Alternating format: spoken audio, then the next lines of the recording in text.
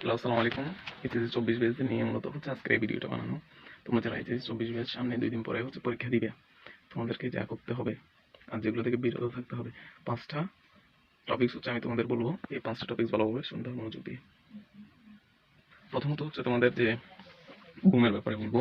তোমরা হচ্ছে কোনোভাবে তোমরা কি করবে না, রাত জাগবে না। আল্লাহর ওয়াস্তে তোমরা কি করবা, পরিমিত অ্যাটলিস্ট 6 ঘন্টা ঘুমাতে হবে তোমাদের। 6 ঘন্টা ঘুমিয়ে তারপর হচ্ছে তোমরা কি এক্সাম হলে যাবা, যেভাবেই হোক তোমাদেরকে পরিমিত ঘুম দিতে হবে। 6 ঘন্টা কিন্তু তার অধিক ঘুমাবো, সমস্যা নাই, ঠিক আছে। তোমরা ঘুমটা যেভাবে হোক কমপ্লিট করতে হবে। এরপর আসে হচ্ছে কি, এরপর হচ্ছে রিভিশন দিতে হবে।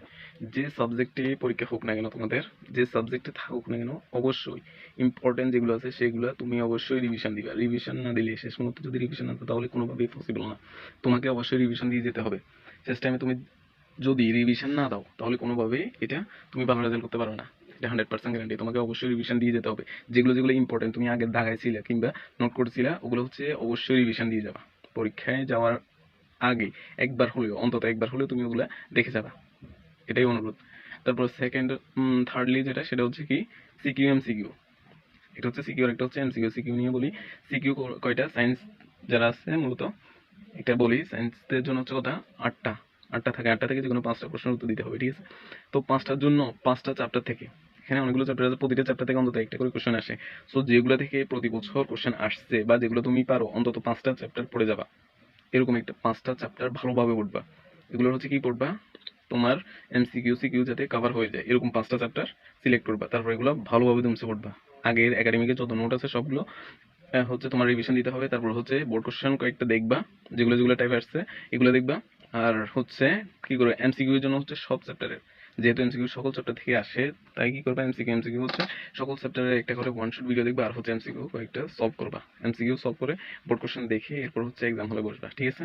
আর হচ্ছে একটা লাস্ট কথা, যেটার কারণে হচ্ছে আমার এক্সাম মোটামুটি খারাপ হয়ে গেছিল, বাট আল্লাহর রহমতে মানে হচ্ছে কিছুটা হলে অনুকূলে ছিল পরিস্থিতি। তোমরা হচ্ছে কি করবা না, কোনো ধরনের টেনশন করবা না। এক্সাম হলে বসার আগে তোমার মাথা থেকে সব ধরনের টেনশন বাদ দিয়ে দিতে হবে। কোনো ধরনের টেনশন রাখা যাবে না, সব ধরনের টেনশন হচ্ছে বাদ দিয়ে দিবে।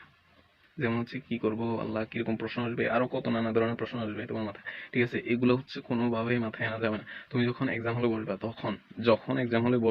তখন মাথায় আনবা যে যা পড়ছি এখন আর চিন্তা করে লাভ নাই। এখন যা বাকি আছে সেটাই হবে, আল্লাহ ভরসা। যা হবে বাকিটা আল্লাহ ভরসা। এইটা আল্লাহর বাস্তে আর কোনো টেনশন করা যাবে না, নাহলে কিন্তু পরীক্ষা খারাপ হয়ে যাবে। টেনশনের কারণে যা পারো তাও কিন্তু ভুলে যাও। তো হচ্ছে তোমাদের জন্য দোয়া এবং শুভকামনা রইল। Best of luck. ভালোভাবে এক্সাম দিও, আর হচ্ছে ঠান্ডা মাথায় এক্সাম দিবা। সকলের দোয়া নিবা। বিশেষ করে মা বাবাকে সালাম করে যাবা সকালে যাওয়ার সময়। আর হচ্ছে গোসল করে যাবা, ঠান্ডা মাথায় এক্সাম দিবা, আর হচ্ছে স্যারদের সাথে যাতে কোনো ধরনের বেয়াদবি না হয় সেদিকে খেয়াল রাখবা। আর হচ্ছে পাড়া প্রতিবেশী যাদের থেকে দোয়া নেওয়া দরকার, কিংবা আত্মীয় স্বজন যাদের থেকে দোয়া নেওয়া দরকার, দোয়া নিবা। এইটুকুই, আর কি আছে, এগুলো করবা। ইনশাল্লাহ এক্সাম ভালো হবে, কোনো প্যারা নাই। তো গুড বাই, আল্লাহ হাফেজ, আসসালামু আলাইকুম।